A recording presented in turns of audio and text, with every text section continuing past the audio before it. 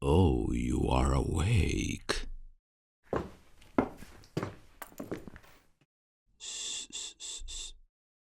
No, don't panic. There is nothing to be afraid of right now. Don't move. You have lost a lot of blood, and it would not be safe for you to flail around. I had to try hard enough to keep the blood within your damaged body, and I will very much appreciate it if you didn't make this any harder on me. You are safe here with me, in this room, in this bed. I know the candles, the drapes, and the large frame can seem rather intimidating, but I can promise you, you have nothing more to worry about. I was worried about you. Truly I was. I simply could not bring myself to sleep until I knew you were going to leave. It was quite an attack you endured. Do you remember it at all? Let me tell you exactly what occurred last night. You may have lost your memory, or at least parts of it. You hit your head rather hard, and I feel it is important for you to know what happened. I saw you well before you saw me. You wandered slowly, unperturbed by the shadows of the night, unaware of the dangers that lurked around you. For a moment, I had thought that you were like me. You were so unbothered by the night. I almost revealed myself to you. I was so intrigued by your presence. But then, he appeared around the corner, and I knew we were not the same. Not yet. I don't think you saw him at first either. He was a big, hulking brute of a man, smelling of iron and steel with thick polluted blood and hard, tough skin. So I am not entirely sure how you missed him. Quickly he made himself visible to you, rushing at you like some beastly creature, like a hound straight from the depths of hell. Soon enough, before you could do anything, he jumped atop your body, knocking you to the cold, hard ground, and stabbed you quickly, making off with your coin in a matter of seconds. Why the afraid look on your face? I know what I have told you must be so frightening, but I can assure you that I am not like that man at all. Oh, my sincerest and deepest apologies. You have no idea who I am. Here you are, lost and confused and in pain, and here I am, rambling on like we are old fellows who have known each other for a long time. Allow me to truly and properly introduce myself. I am Dareon, the Baron of this castle. He has been in my family for generations, the pride and joy of my lineage. Hence, I spend most of my time residing here, living quietly and undisturbed on the outskirts of your town. So, although it must be so strange for you to encounter me now, so new, so unknown, I assure you that it is not all that unusual. I rarely come into town. I am not much of a people person, I must confess. And when I do, it is typically for a business. It is often rather late, and I do not usually make myself known, especially to the townsfolk here. As I said, I prefer to stick to the night. Things are much calmer and safer that way. I do not mean to pry or to come across as rude, but you should be much more careful from now on. I am not in any danger in those streets at night, and yet, even I have gotten myself into some rather tumultuous situations now and again. But the sheer nerve of you, wandering the dark streets at night alone, your thoughts someplace else, I simply cannot conceive it. You are very, very lucky that I found you. There was so much blood when I came to you. It is such a pity how close you came to death.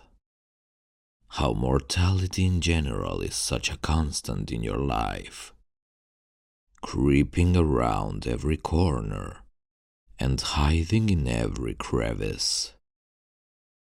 It saddens me seeing human life being so fragile, seeing it be tossed aside so casually by those who would not even consider the artwork they would be removing from this world.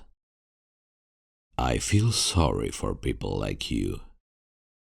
I cannot imagine the burden that must place on your soul, to constantly be aware that at any given moment you could cease to exist and to never be any more. I could simply not stand it. No, no. Keep resting. You are not a burden to me, I assure you. I want you to remain here and heal. Nothing would bring me more joy. In fact, if you do not mind me saying, you are truly very much to my liking. So fragile, so easily breakable. Like a fine piece of stained glass artwork. I would not mind adding you to my collection. I would hate to see such youth, such beauty, go to waste so easily. You are like a rose, you see. Roses, true roses, the ancient wondrous kind, not the store-bought nonsense. Only bloom once a year, only grace the world with their beauty for a few scarce, fleeting moments before retreating humbly back into their petals, hiding themselves away until the next spring arrives, braced harshly against the brutal cold, barely clinging on to survival until their moments come again. Human lives are like this. They are only at their peak for a few short moments. Their beauty and youth only present in a quick flash, before they wither up again, hiding behind the mask of age and ignorance and sham wisdom, resting and waiting for the inevitability of death. It is a beautiful process, an admirable one, and, true to its nature, a horrible, destructive, monstrous one as well. But what the stories, the flowers never tell you, is that it does not have to be this way. Not for everyone. There is another way. I do not want you to wither, my dear. You are a smart person, and I can tell that you are at least vaguely well read on the subject. I can tell that you have figured me out. You know what I am, who I am. Vampire. Isn't it amusing how it has almost become a dirty word? A slur spat from the mouth of the mortals who dare never understand our lives. My life is not dirty, nor is it shameful or full of sin. In fact, it is quite the opposite. I live my life in a forever state of bloom. An eternity's worth of roses are nestled securely within my chest. My soul an ever-blooming garden, and my heart the tender gardener. I see your hesitation. Do not try to hide it. It is true. The rose bush must be watered with. Well, let me try this another way. Are you at all familiar with the Greek concept of ambrosia?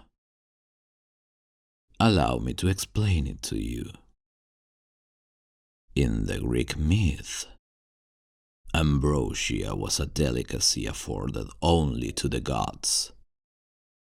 Anyone who consumed of it was to be granted of immortality, have blood of ichor running through their veins, blessed to live forever among the heavens, atop Mount Olympus.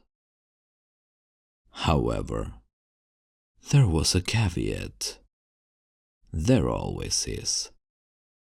Anyone who partook of the ambrosia without permission, any mortal caught with the divine elegance upon their lips, would be cursed to live a life of torture and pain forever, delegated to spend the rest of his days repenting for his sins in the deepest depths of Tartarus.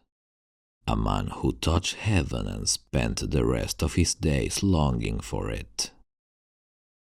I liken my experience with drinking blood to ambrosia.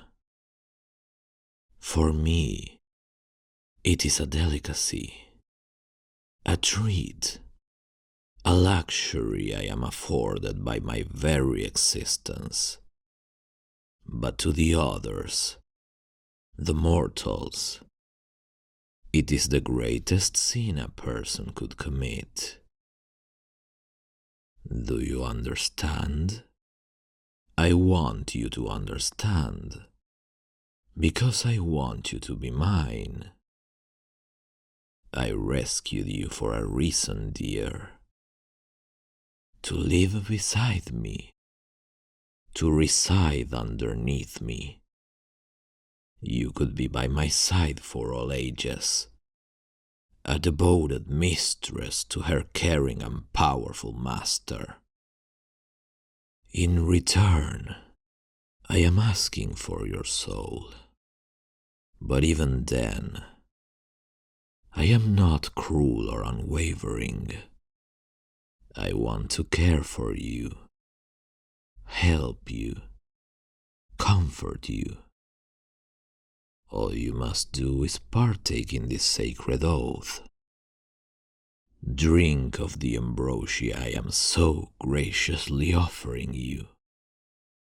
3 drinks over the course of 3 nights, and then you will spend eternity by my side, if things go well. Of course, there will be a trial. A period of time in which you will retain your mortality strictly under my protection. But perhaps one day you will join me in my immortal ranks. It is all you could have ever hoped for, my sweet angel. You will soon see the light. Find the beauty in the loyalty. Find the good in the face of something that must seem so wretched and foreign. Do not worry, little one. I would not lead you astray. All I ask is that you place your trust in me. So, dearest one, will you drink? Will you join me in this blood oath?